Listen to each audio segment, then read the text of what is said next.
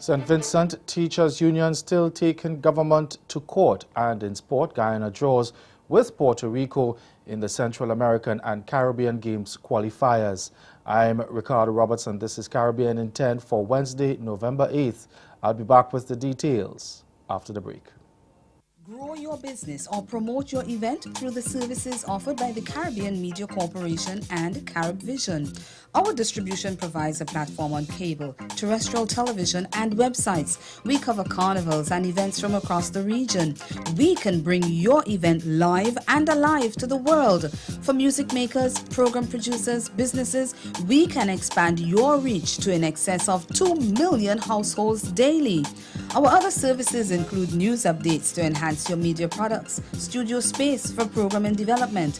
We can facilitate the launch of new products and services and training. Contact us and we will help you unleash your creative ability, develop products and services, and provide the medium to watch them grow.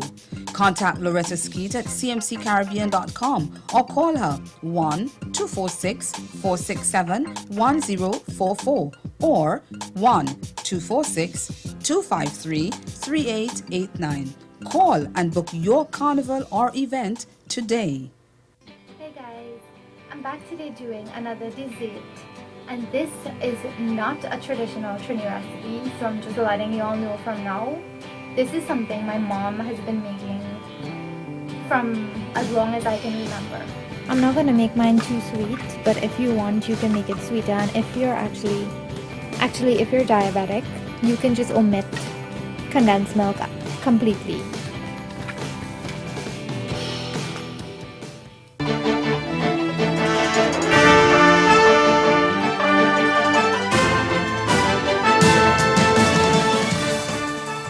The St. Vincent and the Grenadines Teachers Union says it is still taking the government to court despite a government decision to begin paying salaries owed to an estimated 100 teachers. In his independence address on October 27, Prime Minister Ralph Gonsalves announced that at least 100 graduate teachers who have been waiting for up to 5 years to be appointed to that level will be paid graduate teacher salaries as of January 1, 2018. But the union's industrial relations officers, Otto Sam, says they will still take the government to court over payment for teachers who have retired without being appointed to graduate positions. This is more society. So they know that members are being interviewed by us and interviewed by the lawyer. And witness statements are being prepared and what have you. So, and we, in fact, just last week, out of interviews and interaction, some affidavits will start to be shaped and sent to the General Secretary, to the lawyer, to the union's attorney to move to court. So as a result of that, you have the state jumping, being forced to jump. And if teachers are not mindful, it says, well, it's not the union, it's me. Sam says what has transpired is the government finally fully complied with Article 26.2 and Article 27.3, which states that an employee shall be appointed to a position commensurate with their qualification within reasonable time of the completion of their studies, providing that the Ministry of Education has approved such studies. He said the union will also go to court over the government's failure to pay an annual 1,000 EC dollars allowances to teachers who work in special education. Trinidad and Tobago and the United Kingdom are joining forces in the fight against terrorism. A memorandum of understanding was signed between the two countries at the Ministry of National Security on Tuesday. Now, National Security Minister Edmund Dillon says they will enable the countries to exchange intelligence at the top level. We get the details in this report from Ian Wason of CNews. The National Security Minister says the MOU is just a continuation of a relationship this country has had with the UK, dating back to the 18th century when the British took over rule from Spain. He says the MOU will allow for an exchange of information at a high level. For example, we know that anecdotally there are a number of Trinidad and Tobago citizens abroad. How do we verify that? It's really by through high-level discussion and information and intelligence sharing. And we get the specific confirmation or verification that they are in fact Trinidad and Tobago citizens through our international partners, in this case the United Kingdom and to some extent the United States. Lord Ahmad of Wimbledon, who is the Minister of State for the Commonwealth and the United Nations in the UK government, stressed the importance of countries working together. That global terrorism is evolving and the threat is ever evolving. In terms of what's happened on the streets of the United Kingdom, in Manchester, as the Minister alluded to, and in London, we are very cognizant, as we all should be, that the terrorists will use any instrument. The other thing they now use is, there used to be something called the sanctity of your own life. They don't care much for that either. Stay with us, your Midday Sport is next.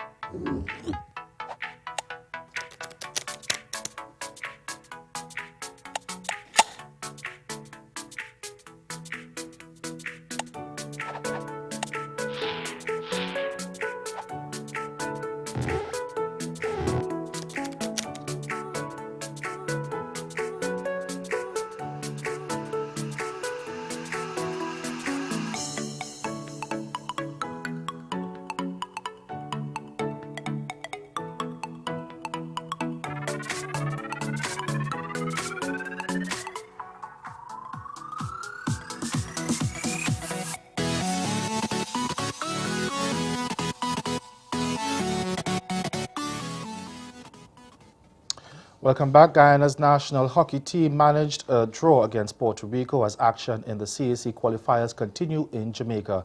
More in this HGP TV Sport report. The Guyana female hockey team drew 0-0 in their second encounter of the CAC Games qualifiers against Puerto Rico at the UWI Mona campus in Jamaica. The game, being played in the blistering midday Jamaica sun, started off a bit shaky for the Guyanese, as their deep defenders and midfielders create several unforced errors. Puerto Rico seemed the more threatening team in the opening minutes as a result, but good recovery defending by Guyana, and especially defending stalwart Charlon, kept the Puerto Ricans from testing Garden in the goal. With the scores remained tied at the half, both teams had enjoyed their share of possession, with Guyana opting for short build-ups, while Puerto Rico went for direct long pass in the Guyana defense area. The second half saw a continuation of an even battle, although the needle edged ever so slightly in Guyana's favor.